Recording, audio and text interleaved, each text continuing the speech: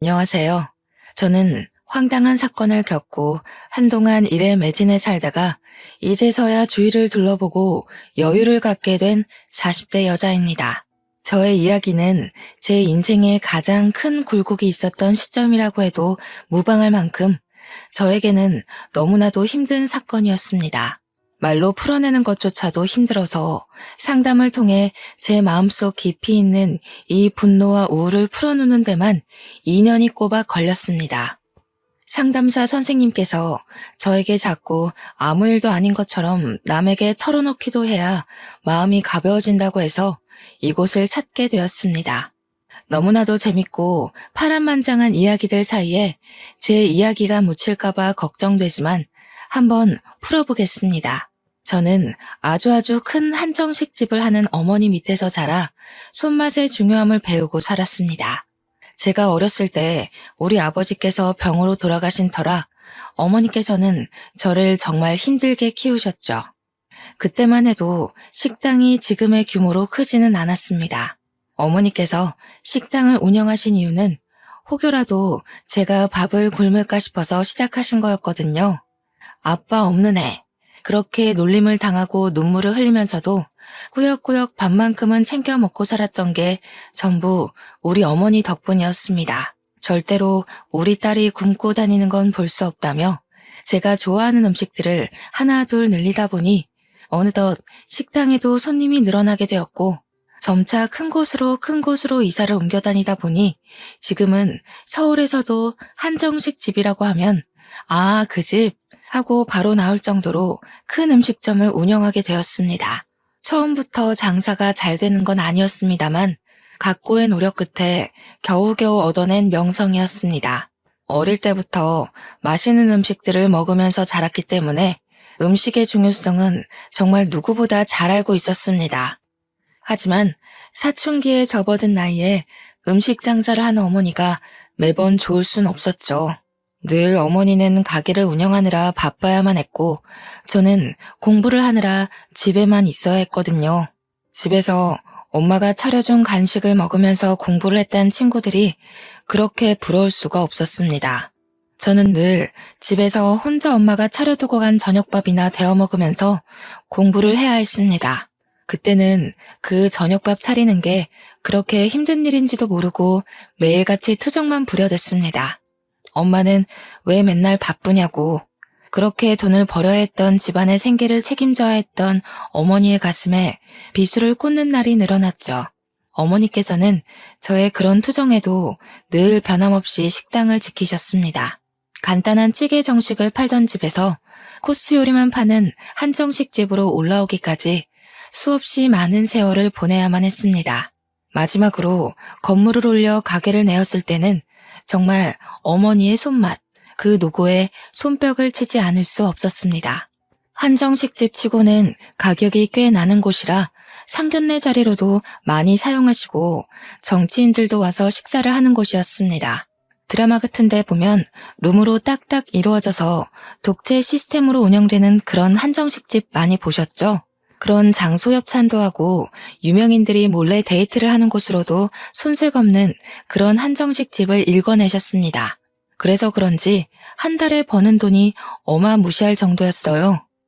대학생이 되고 나서 첫 아르바이트를 했을 때 그제야 어머니가 얼마나 힘들게 저를 키웠을지 갑자기 와닿았습니다. 고작 한 달에 70만 원 벌기가 이렇게나 힘든데 우리 어머니는 그 돈 벌어서 저를 대학까지 보냈으니까요. 대학을 졸업하는 순간까지 어머니께서 힘들게 번 돈을 허투루 쓰지 않기 위해 저는 정말 많은 노력을 했습니다. 제가 대학 다닐 때 정말 공부만 하고 살았었는데 그래서 그런지 친구들과 어울려 술을 먹거나 클럽을 간 적도 없었습니다. 친구들이 별로 없는 것도 한몫이긴 했죠. 대학에서 제 별명은 책이었습니다. 늘 책이 있는 곳에 제가 있다는 말이 와전되어 별명으로 자리 잡은 거였죠. 그런 저에게도 딱 한 명의 친구가 있었는데 조별 과제를 하다가 알게 된 저와 아주 비슷한 성향의 친구였습니다.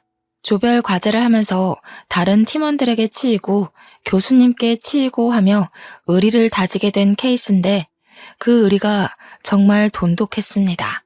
대학을 졸업하는 순간까지도 붙어 다니면서 불도저처럼 과제를 해냈거든요.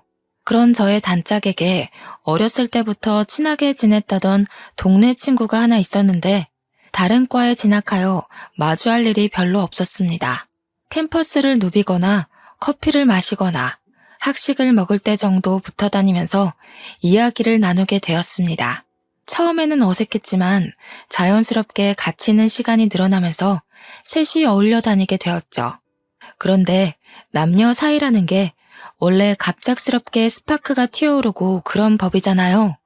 제가 친구의 단짝 친구와 연애를 하게 된 것입니다. 느지막하게 찾아온 첫사랑은 참으로 요란하게 남들에게 보였었나 봅니다. 캠퍼스 커플이라는 특성상 학교 내에서 모르는 사람이 없을 정도였어요. 남자친구가 군대에 갈 때 훈련소까지 따라가서 그의 가족들 앞에서 울고불고 하기도 하고요. 그런데 그런 시간이 무척이나 무색하게도 남자친구가 저에게 말도 안 하고 휴가를 나와서 클럽에 간 걸 알게 된 것입니다. 클럽만 갔으면 잔소리 좀 하고 말았을 텐데 거기서 여자를 만난 걸 제가 알게 되었고 우리는 헤어지게 되었습니다. 그때부터 저는 학교도 자주 빠지고 공부에도 손 놓고 4학년 되어서 성적에 손을 놓았으니 겨우겨우 졸업장만 받게 되었죠. 졸업식 날 어머니께 얼마나 죄송했는지 모르겠어요. 남자친구와 연애를 하기 전까지 정말 좋았던 성적이 갑자기 뚝뚝 떨어지고 학고만 맞지 않으면 다행이다 할 정도였으니까요. 그렇게 힘들게 저를 대학까지 보내주신 건데 참으로 죄송했습니다. 저는 대학을 졸업 후 열심히 취업 준비를 했습니다. 그제야 정신을 차리고 이런 자격증 저런 자격증 모두 기웃거리면서 취업에 도움된다는 건 긁어모으기 시작했습니다. 하지만 3년 동안 취업에 실패하고 좌절하고 결국에는 기업의 눈을 낮추고 했는데도 취업이 되지 않았어요. 저에게 선택할 수 있는 별다른 제한이 없었기에 저는 어머니의 식당으로 취업을 하게 되었습니다. 어머니께서도 언젠가 본인이 늙어 힘이 없어지면 저에게 물려주고 싶다고 하셨기에 일찌감치 식당으로 들어갔습니다. 물론 저도 당연히 안주인 수업을 받게 될 줄 알았는데 제 예상과는 다르게 어머니는 혹독하셨습니다. 식당 설거지 일부터 시작하라 해서 만만하게 보고 시작했는데 한정식 집이다 보니 반찬 가짓수가 많잖아요. 그 작은 반찬 그릇들이 수십 개가 쌓여 있는데 닦아도 줄어들 생각을 하지 않더라고요. 그때 태어나서 처음으로 주부 습진이라는 것에 걸렸습니다. 고무장갑을 끼고 설거지를 해도 그 안으로 물이 다 고여들어와 손이 퉁퉁 불기 일쑤였습니다. 그렇게 3년 동안 설거지에 반찬 나르기에 식기 정리만 하다가 겨우겨우 손님도 맞이하게 되고 계산을 하게 되었습니다. 나름 식당 돌아가는 시스템에 대해서 빠삭하게 알게 된 덕이죠. 저는 여전히 졸업 후에도 조별 과제를 함께하며 의리를 다진 대학 동기와는 연락을 하고 지냈습니다. 그런데 대학 동기와 단짝 친구였던 전 남자친구가 저를 한번 보고 싶다고 했다는 게 아니겠어요. 헤어진 지 벌써 7년이나 지난 후였고 저도 뭐 첫사랑이라고는 하지만 지나간 추억이니 한 번쯤 만나서 대학 시절 이야기를 나누는 거 나쁘지 않다고 생각을 했어요.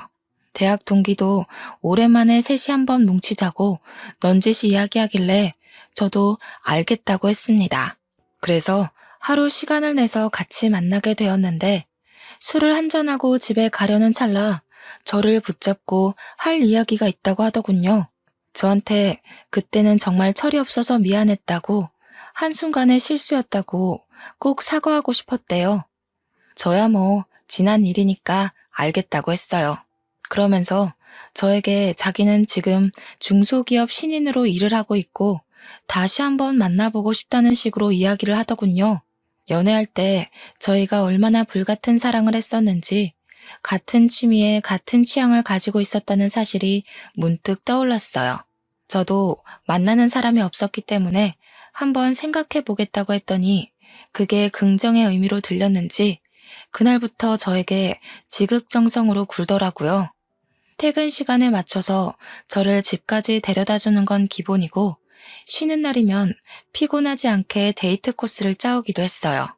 엄청 비싼 리클라이너 영화관 같은 데 데려가 쉬면서 영화를 볼 수 있게도 해주고, 마사지도 받게 해주고요.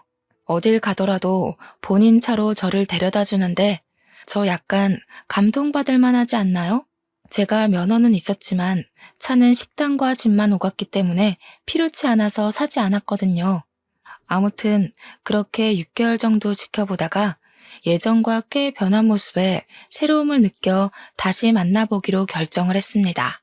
그런데 그때는 저희가 이미 30의 나이를 하고 있었으니 연애만 하기에는 살짝 애매한 시기이기도 했어요. 그래서 진지한 만남을 생각하고 서로의 저축이 얼마가 있는지, 월급이 어떻게 되는지 경제 능력을 다 오픈했어요.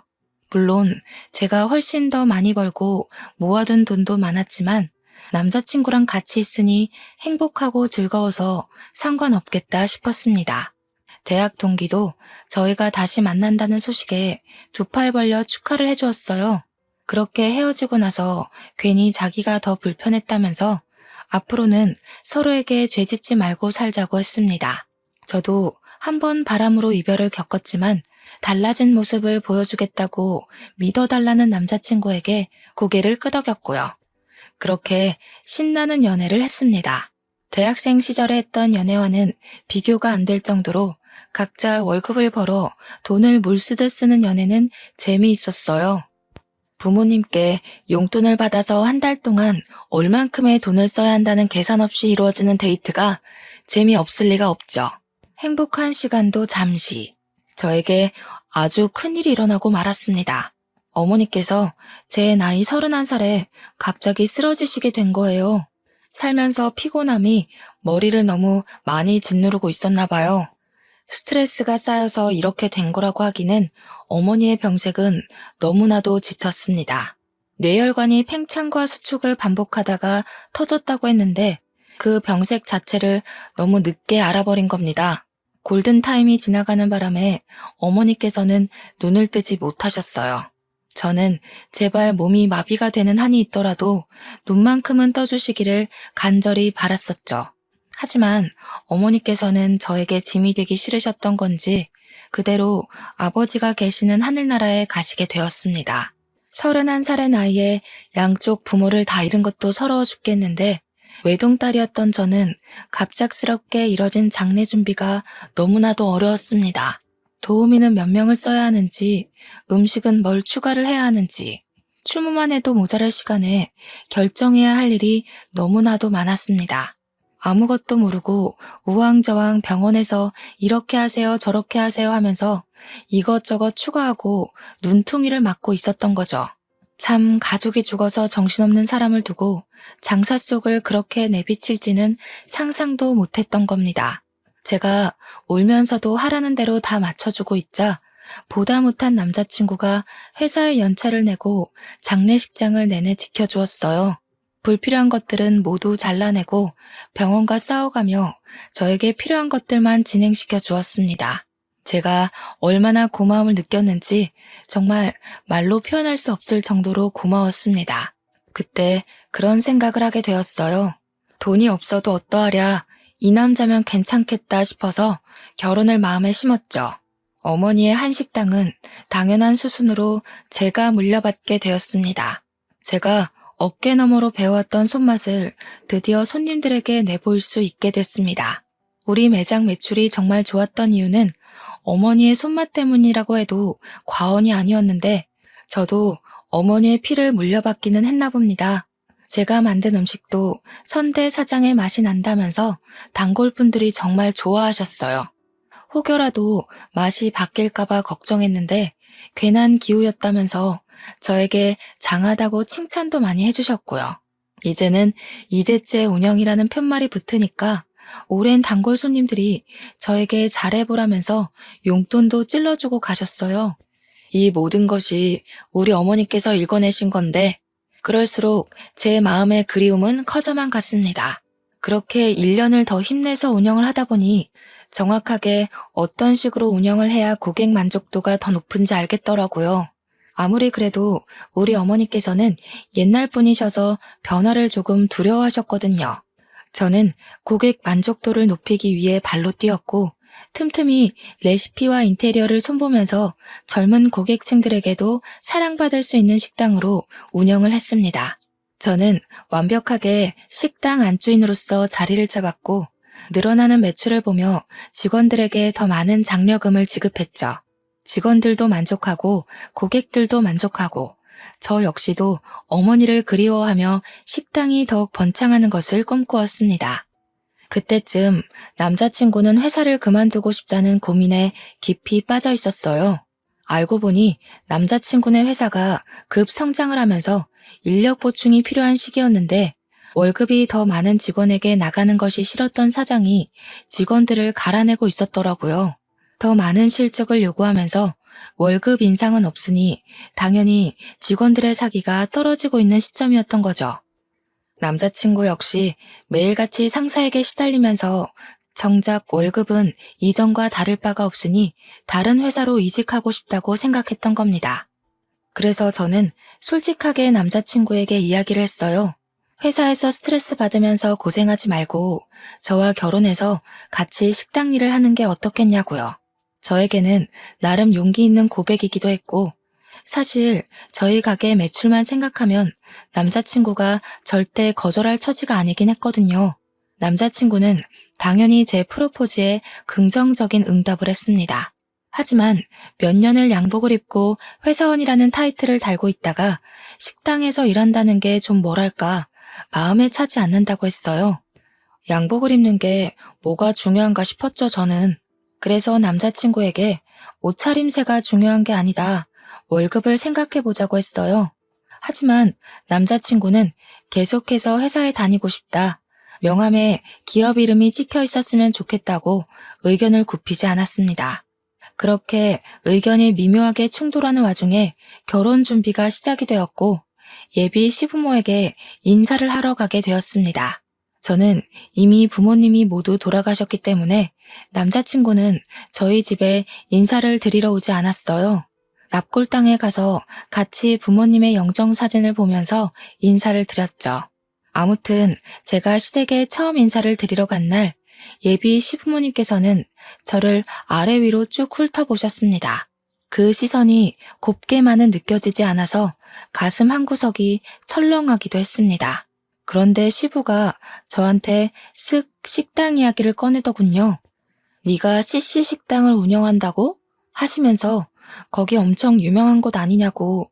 자기도 가본 적은 없는데 시부네 회사 높으신 분들도 거기 가서 식사한다고 하더라 하셨어요. 저희 한정식집이 워낙 기업 대표님들도 많이 오시고 정계 쪽에서 유명하신 분들도 자주 들리시는 곳이라 저는 아무 생각 없이 끄덕끄덕했습니다. 그랬더니 시모가 갑자기 활짝 웃으면서 대기업 대표들도 온다고? 하시면서 그러면 높으신 분들한테 우리 아들 취업 이야기 좀 해보지 그랬어 하시는 겁니다. 저는 그 말이 조금 어이가 없었습니다. 대기업 대표들과 안면이 있다고 해도 식당에 밥 드시러 온 손님에게 어떻게 취업 청탁을 할 수 있겠어요? 그러다가 소문이라도 나면 저희 식당에 단골 손님들 다 떠나가지 않겠습니까? 그래서 저는 시모에게 거절의 의사를 표하면서 웃으면서 이야기를 했어요. 제가 무슨 힘이 있다고 그런 이야기를 하겠냐고요. 그냥 우리 식당에 식사하러 오시는 분들이지 친분은 전혀 없다고 이야기를 했습니다. 그랬더니 시모가 엄청 불편한 얼굴을 하면서 저를 또 아래 위로 쓱 훑어보면서 안이 꼽다는 듯이 이야기를 하시는 겁니다. 너 돈 좀 만진다고 우리 아들한테 하대하고 꼽주고 그러는 거 아니지? 하시는데 느낌이 딱 쎄하더라고요. 그때 그 쎄함에 결혼을 뒤집어 엎었어야 했는데 홀로 남겨진 저는 의지할 곳이 급하게 필요했었나 봐요. 그런 이야기를 듣고도 남자친구와의 결혼을 계속 진행했으니까요. 물론 그 자리에서 남자친구는 제 편을 들었습니다. 시모한테 무슨 그런 이야기를 하냐고 면박을 주었거든요. 그러면서 우리 오래 만났고 잘 살 수 있으니까 걱정하지 말라고 안심까지 시키니 제가 어찌 결혼 안 하겠다고 뒤집어 엎을 수 있겠어요? 그렇게 유달리 피곤했던 첫 만남 이후에 저희의 결혼 준비는 급물살을 타게 되었어요. 나이도 딱 결혼하기 좋은 나이라는데 지지부진하게 끌지 말고 서둘러서 준비를 하자고 하셨습니다. 제가 한두 푼 버는 게 아니라 정말 월 매출이 억에 달하는데 돈이 뭐 아쉬워서 준비 못할 게 있겠습니까? 물론 이것저것 다 빠지고 나면 얼마 안 되는 돈처럼 보이는 돈이 제 통장에 꽂히지만 그래도 월천 가까이 벌고 있었거든요. 그게 웬만한 임원 월급 아니겠습니까? 근데 제가 남자친구한테 이미 얼마를 버는지 다 오픈을 한 상태였잖아요. 제 벌이를 시부모도 전해 들었는지 은근히 저에게 압박이 들어오지 않겠어요. 혼수는 이거로 준비해서 네가 해와라. 우리 집 냉장고 좀 바꿔주라. 우리 집 TV가 작다. 이런 건 아주 귀여운 수준이었습니다. 저에게 명품 가방에 구두, 모피코트를 들이밀었을 때는 이게 뭐지? 싶었거든요. 시모가 자꾸 저를 볼 때마다 이거 사줘 저거 사줘 하는데 우리 어머니께도 못 해드렸던 걸 시모에게 해드려야 하나 싶었어요. 거기다가 집도 제가 어머니 돌아가시고 같이 살던 집에 혼자 살고 있었거든요. 그 집을 신혼집으로 꾸미자고 이야기를 다 끝내놨는데 시모가 신혼집은 따로 구해야 하지 않겠냐는 겁니다. 우리 어머니와의 추억이 담긴 집이라 이사를 가고 싶지 않다고 했는데도 꾸 박박 우겨대면서 신혼집을 따로 구하라 하셨어요. 제가 참다 못해서 남자친구에게 신혼집만큼은 양보 못한다. 우리 식당 출퇴근하기도 좋고 집 평수도 큰데 왜 자꾸 신혼집을 구해야 하나 했어요. 그랬더니 시모가 저에게 전화가 와서 한다는 소리가 뭔지 아세요? 그 집 사람 죽은 집 아니냐고 하더군요. 우리 아들도 뇌출혈로 죽으면 어떻게 하냐고 집 터가 나쁜 것 같대요. 제가 그 말을 듣고도 제정신일 수 있었겠어요? 다른 것도 아니고 우리 어머니의 죽음을 가지고 그렇게 이야기할 수 있나요? 저는 정말 시모가 사이코패스인 줄 알았습니다. 뇌출혈로 사람 죽어난 집에 살면 우리 아들 죽을까봐 겁나서 그 집에 살지 않았으면 좋겠다는 게 정말 다시 생각해도 너무 열받고 화딱지가 나네요. 그래서 제가 어떻게 할게요? 바로 헤어지자고 했습니다. 그런 말을 하는 가족은 내 가족으로 받아들일 수 없다. 어떻게 사돈의 죽음을 가지고 그딴 소리를 할 수 있냐고 막 쏘아붙였습니다. 남자친구도 제 입에서 헤어지자는 이야기가 나올 거라곤 상상도 못했는지 무척 당황해하면서 변명도 못하더라고요. 저는 남자친구의 얼굴도 보기가 싫었고 만나주지도 않고 연락도 피하면서 이별을 준비했어요. 제가 오죽하면 결혼 준비를 하던 와중에 헤어지자고 했겠습니까? 말을 다 안 해서 그렇지 그동안 화나는 일이 한두 가지가 아니었습니다. 제가 이별하자고 했더니 시부모도 저에게 처음에는 연락이 와서 우리도 부모 없는 애 싫다, 식당하면 억척스러운 거 아니냐 하시며 흑백 논리를 펼치셨습니다. 남자친구가 집에 가서 어떤 이야기를 어떻게 했는지는 몰라도 한 2주일쯤 지나니까 맨날 우리 식당에 찾아와서 미안하다고 하시더군요. 순수하게 미안하다고만 하시진 않았죠. 뭐 우리 아들이 너 아니면 죽겠다는데 다시 한 번만 만나줘라 라는 명령조였어요. 당연히 저도 그럴 일 없습니다. 가세요 하고 보내드렸죠. 처음에는 남자친구가 제 다리 붙잡고 늘어지더니 남자친구가 나타나지 않으면 시부모가 나타나서 다리 붙잡고 늘어지고 뭐 이렇게 억척스럽다니 너는 부모가 없니 하다가 갑자기 돌변해서 저러니까 나중에는 짜증이 나더라고요. 한두 달 동안은 경찰에 신고하겠다, 찾아오지 말아라 하다가 저도 지쳐버린 거죠. 어느 날 퇴근하는데 정말 피골이 상접하다는 말이 어울릴 정도로 피폐해진 남자친구가 제 앞에서 무릎을 꿇더라고요.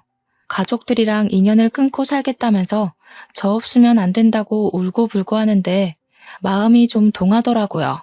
우리 부모님의 죽음을 욕되게 한 인간이랑은 상종하지 말아야지 했는데 그동안 사랑했던 기억이 밀려오고 그래서 저도 모르게 남자친구한테 그럼 앞으로 정말 인연 끊고 살 수 있겠냐고 물어봤어요.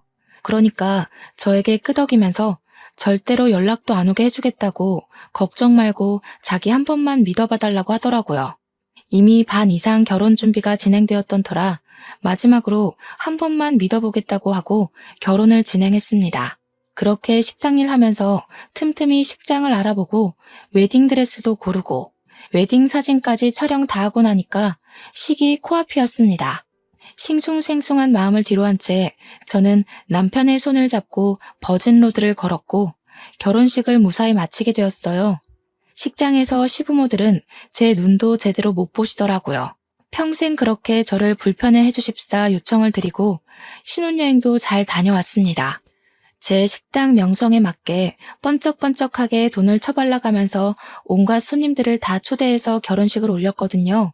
심지어 저희 단골 손님들 중에 유명하신 기업인들께서 혼주석에 앉아주시겠다고 할 정도로 제 기가 눌리면 안 된다고요. 주변에서 저를 엄청 신경 써주신 따뜻한 결혼식이었어요. 시부모도 저희 측 손님들을 보시고는 조금 놀란 눈치였습니다. 혹여라도 남편의 취업 청탁이라도 할까봐 조금 긴장되기도 했지만요. 아무튼 신혼여행 다녀와서도 시댁에서는 저에게 일절 연락이 없었고 저는 편하게 식당 일을 했어요. 명절이 다가와서 어떻게 해야 하나 하고 있는데 남편이 저에게 갈 필요 없다고 하더라고요. 명절 당일에서야 자기 혼자 시댁에 쓱 갔다 오는 걸로 명절은 마무리가 되었어요. 저도 어차피 우리 부모님에 대해 그렇게 말했던 사람들의 얼굴을 보면서 하하호호 웃으며 식사하기가 좀 싫었거든요. 거기다가 명절이 되면 저희 식당이 쉴 틈 없이 엄청나게 바쁘기도 하고요. 명절 당일 하루 쉬지만 앞뒤로 예약이 꽉꽉 찰 정도로 바쁜 식당이니 직원들만 두고 제가 시댁에 가기도 좀 뭐하잖아요. 우리 어머니께서도 명절에 단 하루도 쉼없이 바쁘게 사셨던 분이셨고요. 그래도 동방예의지국에서 며느리로 맞이하는 첫 명절인데 그냥 넘어가긴 또 마음이 그래서 전화는 드렸어요. 명절에도 식당 일이 바빠서 방문은 못할 것 같으니 생신 때 제대로 챙겨드리겠다고 했습니다. 그때까지도 결혼한 지 얼마 안 된 시점이기에 저에게 지은 죄가 있으셔서 그런지 알겠다고만 하셨습니다. 물론 남편도 시부모한테 잔소리를 엄청 퍼부었던 것 같긴 했어요. 한 2년 동안은 아무 탈 없이 행복한 신혼을 보내면서 잘 살고 있었습니다. 남편은 결혼하고 1년 동안 재취업 준비를 해보겠다고 하더니 여전히 볼품은 없지만 중소기업에 취업해서 월급도 꼬박꼬박 가져오고 있었고요. 우리도 서로의 생활에 익숙해진 시점이라 슬슬 아이를 가져볼까 하고 생각을 하고 있었습니다. 그전까지는 저도 상황이 어떻게 될지 모르고 또 시부모님이 언제 돌변하실지 몰라서 피임을 하고 있었거든요. 사실 부부라는 게 그렇잖아요. 아이가 들어서야 진정한 가족을 이루는 그런 느낌. 요즘 젊은 사람들은 딩크족이다 뭐다 해서 아이를 갖지 않기도 하지만요. 저는 뭔가 내 가족을 이루려면 아이가 있어야 한다는 생각이 뼛속 깊이 자리 잡고 있었어요. 그래서 남편에게도 은근히 가족 구성원에 대해 이야기하면서 아이를 가지고 싶다는 의사를 내비쳤죠.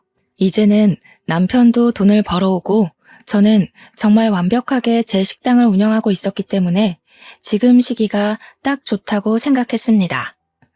임신 준비를 하기 위해 피임약 복용을 중단하고 각종 영양제를 챙겨 먹으면서 몸의 회복을 기다리고 있었어요. 그런데 말이죠.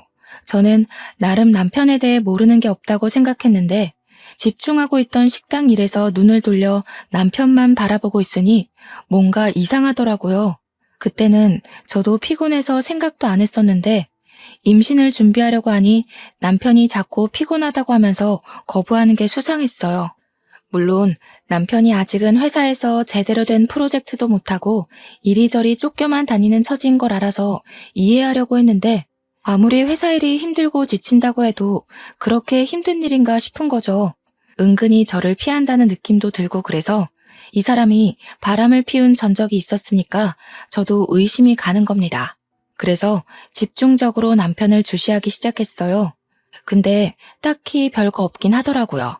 회사 퇴근해서 한 달에 한두 번씩 회식 있을 때 빼고는 늦게 끝나는 저를 식당 앞까지 매일 데리러 오고 제가 좀 예민한 건가 하는 타이밍에 남편이 회식이 있다고 차를 두고 간다고 하더라고요. 그래서 제가 남편 차를 끌고 식당에 오면서 블랙박스를 뒤져보았습니다. 근데 거기서도 별거가 없는 거예요. 그냥 날짜별로 시간대별로 정리가 된 블랙박스들만 있었어요. 기록을 뒤져봐도 여자 같은 건 보이지 않았고요. 듬성듬성 비는 시간이야 차량 시동 꺼두면 꺼지니까 출퇴근 시간은 다 잘 찍혀 있었고요. 저는 순간 저에게 의부증 같은 게 생긴 건 아닌가 진심으로 고민도 했었습니다. 그러던 어느 날 주말 남편이 뜬금없이 대학 동창들을 만나러 간다고 하는 겁니다. 누구를 만나냐고 물어보니 남편이 과 동기들 이름을 대는데 저는 잘 모르는 친구들이었어요. 제가 은근히 웃으면서 너 동창들 만나러 간다고 해놓고 다른 데 가는 거 아니지? 하니까 허둥지둥 대면서 아니라고 하더라고요. 우리 단짝 친구 이름을 대면서 걔도 온다고 하길래 아 그래? 하고 말았습니다. 술에 완전히 취해 들어왔길래 다음날 아침에 해장국 끓여주고 친구도 숙취에 좀 시달리겠다 싶어서 전화를 걸어 오랜만에 안부를 물었어요. 어제 술 많이 마셨냐고 하니까 술 안 마셨다고 하더라고요. 그래서 동창들 만났는데 술을 안 마셨어? 하니까 자기는 집에 있었대요. 그래서 남편에게 바로 말을 했죠. 걔는 어제 집에 있었다던데?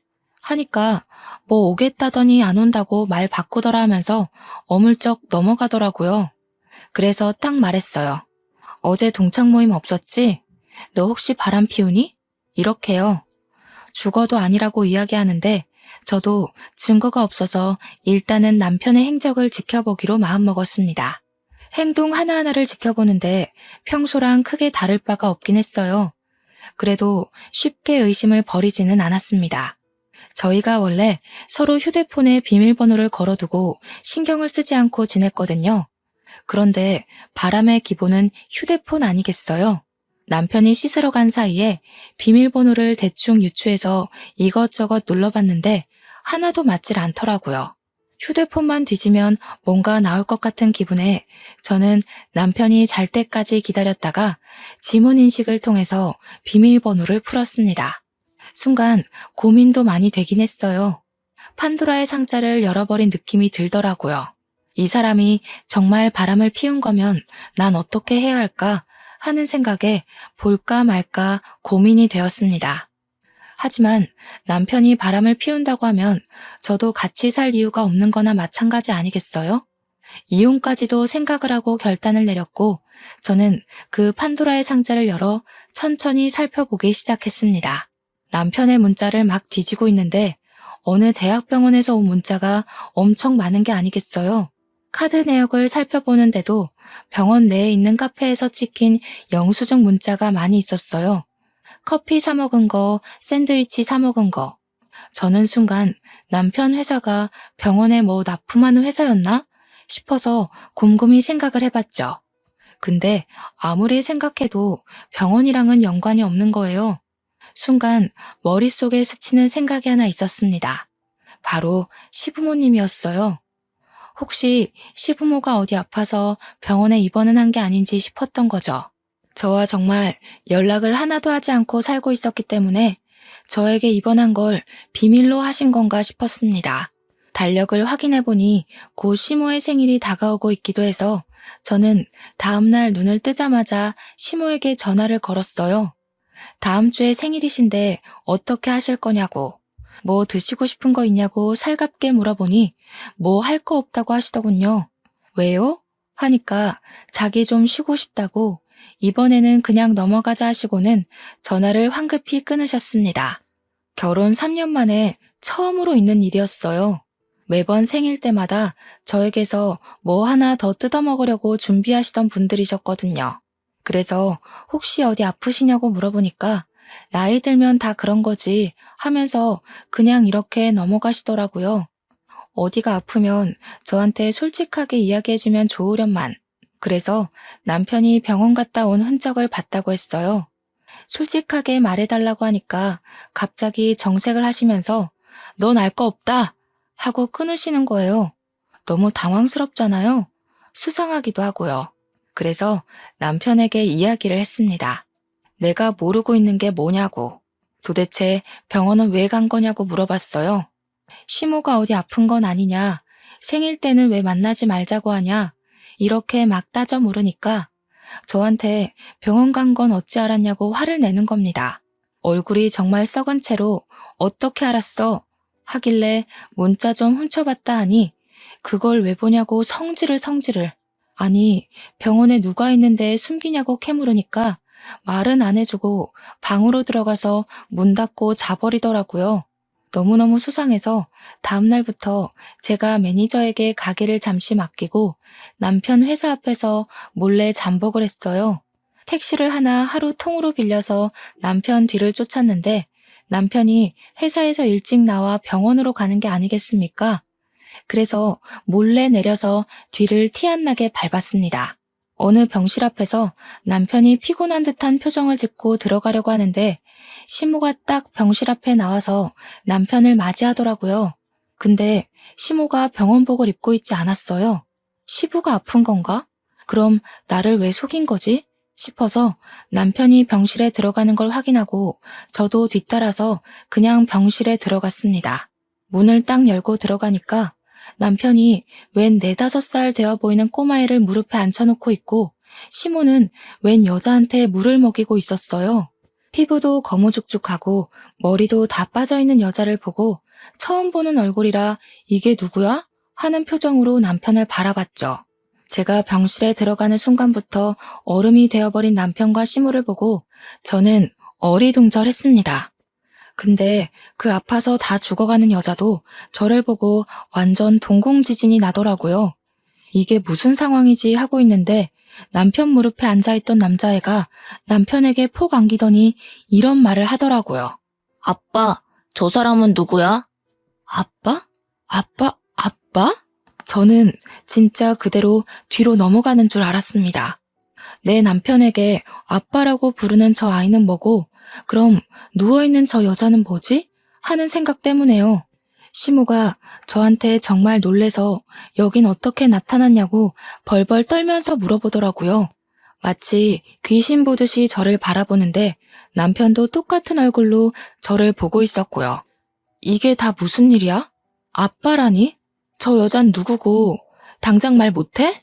제가 소리를 꽥 지르니까 남편이 저를 끌고 나와서 이야기를 하자고 했어요. 그러는 순간 누워있던 여자는 기절하고 시모는 의사 부르라고 난리를 치고 남편은 저에게 그제야 이실직고를 하더라고요. 알고 보니 저랑 헤어져 있던 그 잠깐 사이에 그러니까 결혼 준비하다가 엎어진 그 잠깐 사이요. 그때 술을 먹고 술김에 하룻밤을 같이 보낸 여자인데 그 여자가 단 하룻밤에 임신을 했다고 나타났다는 거였어요. 우리가 결혼 날짜를 다 잡아둔 상태에서 나타나 애를 지우라고 병원에 같이 가게 되었는데 그때 암을 발견했대요. 애를 낳고 항암 치료를 시작해서 괜찮아진 줄 알았는데 바로 재발하는 바람에 오늘 내일 한다면서 저는 이 이야기를 듣고도 꿈인가 생시인가 구별이 가지 않았습니다. 그런데 남편이 하는 말이 가관이더군요. 저 여자가 오늘 내일 하는데 보험금은 타야 하지 않겠어? 보험금 수익자를 내 이름으로 해두었거든. 아무래도 애가 있으니까. 그것만 해도 수억이야, 수억. 보험금 타면 사업할 계획도 다 짜놨단 말이야. 저는 남편이 사람 새끼로 보이지 않았습니다. 이거 미친 새끼 아니야? 당장 이혼해. 보험금 타면 좋은 거지 무슨 이혼이야. 야, 그러면 애는 어쩔 건데. 나보고 지금 남의 새끼 데려다 키우라는 거야 뭐야? 애는 고아원으로 보내면 돼. 저는 진짜 사이코패스 검사라도 받게 하고 싶었습니다. 한창 실랑이를 벌이고 있는데 시모가 나와서는 남편 말에 힘을 실어주는 게 아니겠어요. 바깥일 하다 보면 남자가 한 번쯤은 한눈도 팔고 그럴 수 있는 게다. 그런 걸로 일일이 따지고 들면 피곤해서 어찌 살겠니? 손주는 내가 키우든지 할 테니까 걱정 말고 애 키울 비용만 좀 도와다오. 저는 이 집안 인간들이 아주 다채롭게 미쳤구나 싶었습니다. 제가 대놓고 이혼할 거라고 합의 이혼 서류 보낼 테니 도장 찍어라. 도장 안 찍으면 소송하겠다고 했어요. 불륜의 증거로 애가 떡하니 있는데 장난칠 생각하지 말라고 하고 변호사부터 바로 선임했습니다. 근데 다음 날부터 남편이 집에 안 들어오더라고요. 막 나가는구나 하고 있는데 그 여자가 그때 기절한 이후 정신을 차리지 못했고 죽었다는 소식을 전해왔습니다. 그러면서 남편이 장례식장이라고 다 정리하고 보험금 타서 갈 테니 이혼은 못 해주겠대요. 애가 불쌍하지 않냐고 물어보니까 고아원도 다 알아봤고 정도 그렇게 안 가는 애라고 하는 겁니다. 저는 미친 새끼라고 읊조리며 전화를 끊어버렸습니다. 장례식이 모두 끝난 시점에 제가 이혼 서류를 들이밀었어요. 초췌해진 몰골이 하룻밤 사이에 생긴 인연이라고 하기엔 좀 깊어 보여서 마지막 남은 정까지 모두 털렸습니다. 근데 갑자기 저한테 시모도 남편도 잘못했다고 막 비는 게 아니겠어요. 이건 또 무슨 짓인가 싶어서 잠자코 있으니 시모가 헐레벌떡 자기 변명을 하더군요. 애가 무슨 죄가 있겠니? 그래도 반쪽이나마 핏줄이니까 정부치고 같이 살아라. 응? 이게 다 무슨 개소린가 싶어서 알아보니까 아이의 친모가 남편이 자기 죽으면 애를 버릴까봐 보험금 수령인을 죽기 전에 바꿔둔 것이었어요.